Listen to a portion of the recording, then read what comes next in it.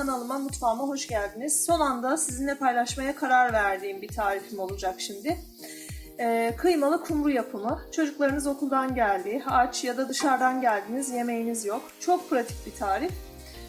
Benim 320 gram kadar kıymam vardı. Onu ocağa aldım.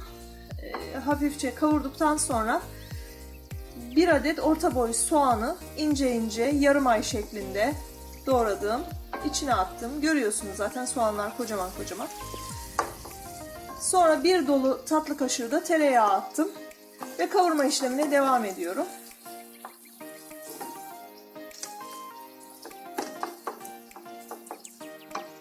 Buna birazcık tuz, çok az da karabiber ekleyeceğim.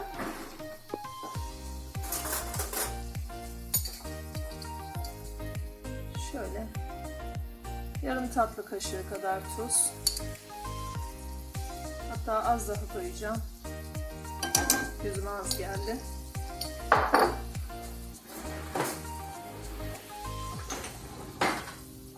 Çok az da karabiber attım.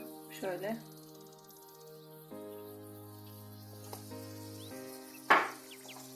Karıştırıyorum.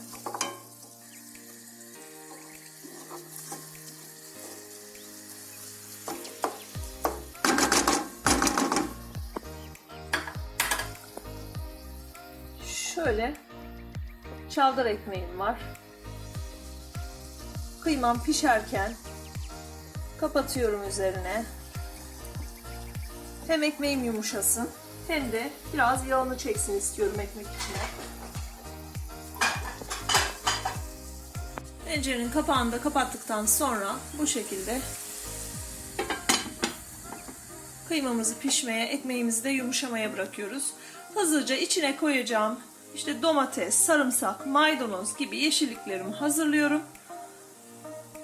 Ve hemen size dönüyorum. Kıymam ve ekmeğim oldu. Görüyorsunuz güzelce yağına banmış oldu. Şöyle hemen tabaklara alıyorum ekmeklerimi.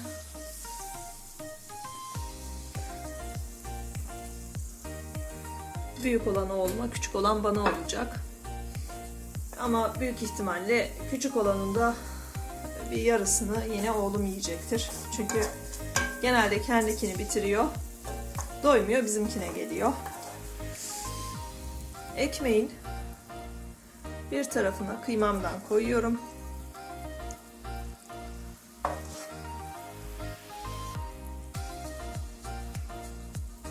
Bol bol koyarsanız, yani sadece ekmek değil, kıymadan da yemiş olursunuz. Yalnız yanımdaki vatandaş hem kamerayı kullanıyor hem de ağzının sularını toplamaya çalışıyor. Bilmiyorum sesi size geliyor mu?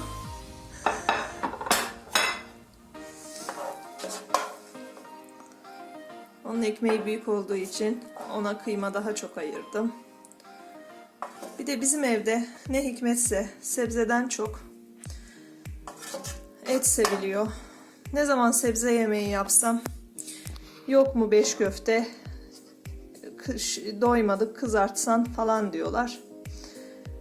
Bir şey demiyorum, Allah gözlerini doyursun.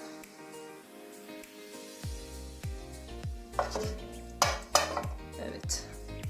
Ekmeklerimizin kıymaları şöyle hazır.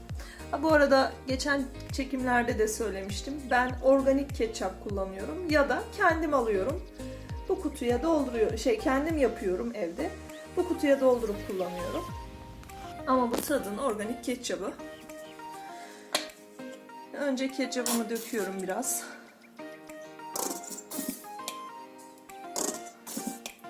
Domates de koyacağım için fazla abartmadan döküyorum. Hemen ardından yarımşar domatesi şöyle yaydırarak koyuyorum. İkisi içinde.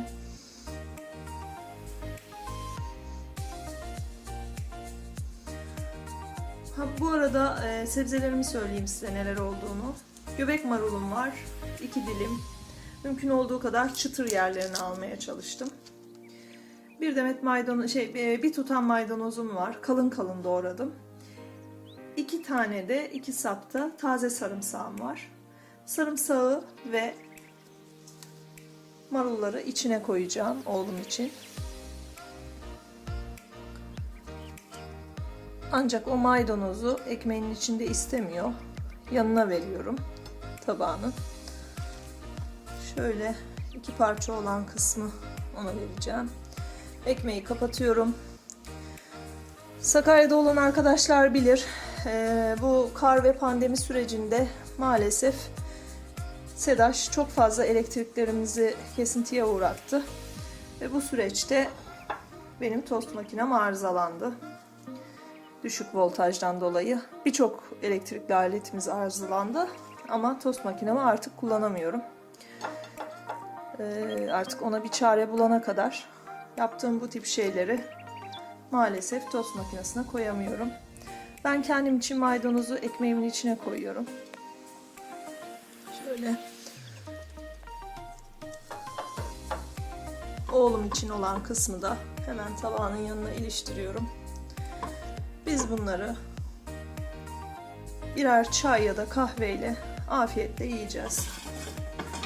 Çocuklarınız okuldan geldi. Çarşıya, pazara gittiniz. İşler istediğiniz gibi olmadı. Hem çok vitaminli hem de gençlerin çok seveceği bir yemek. Hem de doyurucu. Buraya kadar izlediyseniz kanalıma abone olmayı ve tek kelime de olsa yorum yapmayı unutmayın arkadaşlar. Afiyet şifa olsun.